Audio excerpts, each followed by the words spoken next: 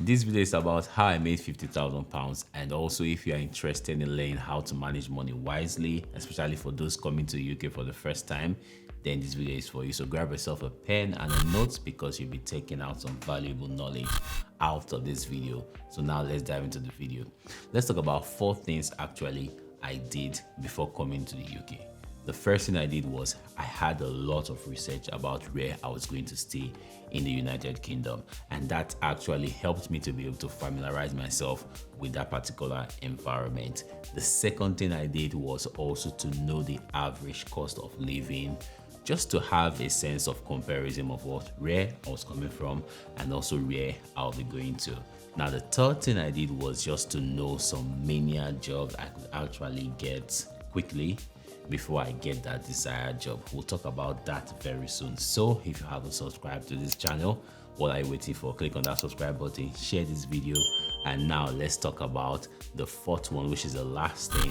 Is I actually had to know the kind of environment, because the climate where I was coming from and also going to was definitely different. So let's talk about one important thing I did before coming to UK. Like, the number one important thing I did was actually to make sure that I get my BRP as soon as possible. So in my case, I actually got my BRP 5 days immediately I came into the country. And if you don't know what BRP means, BRP is just like a card. It's your biometric residential permit, just like a means of identification. I ensured that I got that because that was actually what enabled me to get my job very quick.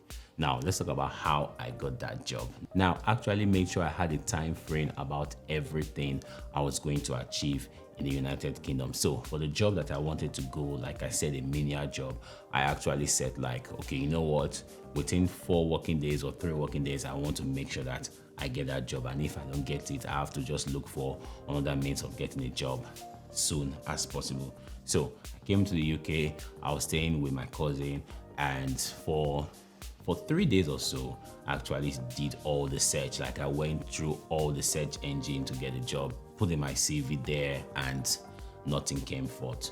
So I walked up to my cousin, we had a conversation, and it was like, why don't you go into the town center and actually check if you could get a job from anywhere. So I walked to the town center, someone pointed me to a place where you could actually walk into. I think it's called like a job center, which almost all the town center in United Kingdom actually has now. So guys, if you're coming for the first time, just walk in there, make sure you go with your documents, and who knows, you could be lucky just the way I was. Now, I went there with my documents, my passport and everything, my BRP, and I was so lucky that the day I got there, I think a recruiting agency was actually there, and they just said, okay, you know what, come with us, make sure you're there before 12 p.m.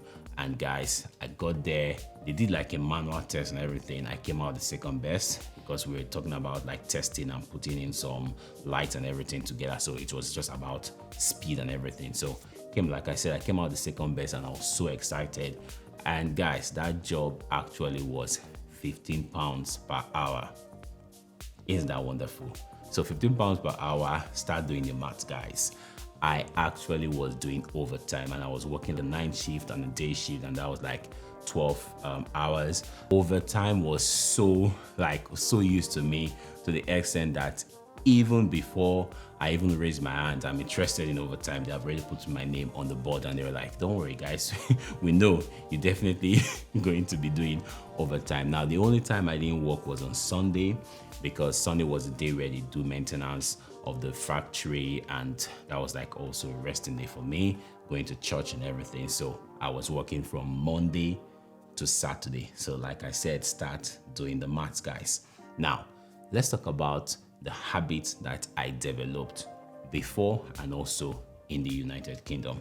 The first thing I did was to ensure that the job I was going to go for was something that I could walk down there, and also so I don't have to spend money on transportation. Luckily, I got a job that took me 47 minutes walk to and fro, and that was close to the house. Put in my headset, listen to music, I actually turned it into a form of exercise, like a form of exercise, cardio and everything.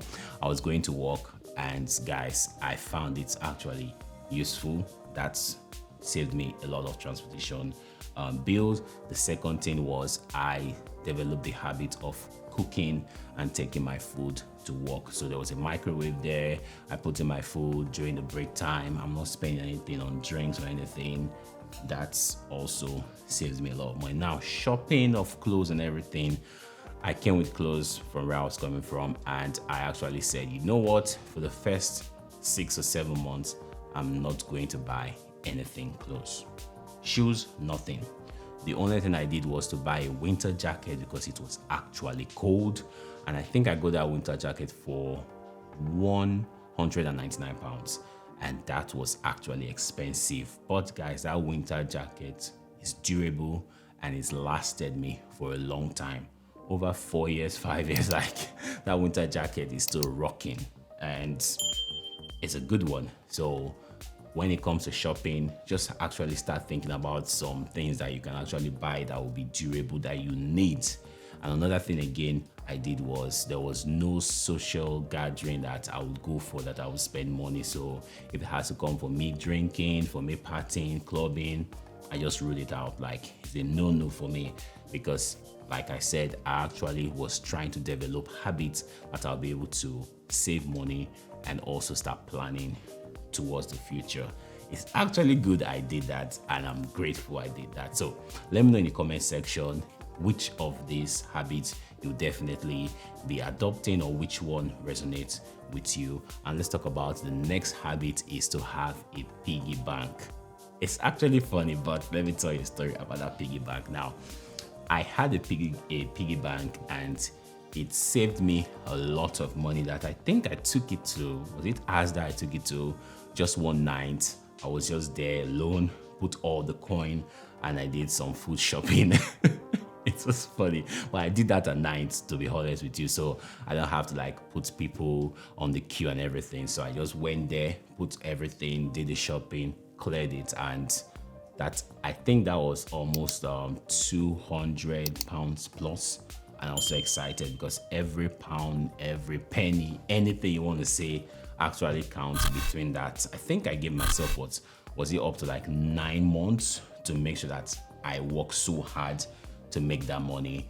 And guys, it actually paid. But still, like I said, since I was staying with my cousin, I wasn't paying rent, and sometimes I just put in the money for bills just to support and everything. But it is so doable, because everything that you have to know in life is just about your time frame, your habits. If it's something that you want to do, why don't you do it? If it's something you don't want to do, just make sure that you are making yourself happy. And saving a lot of money is actually needed, because that money took me so far, and I was so excited I did that. So let me know in the comment section below, and if you find this video useful, let me know your thoughts as well. And guys, I see you in the next video. Bye.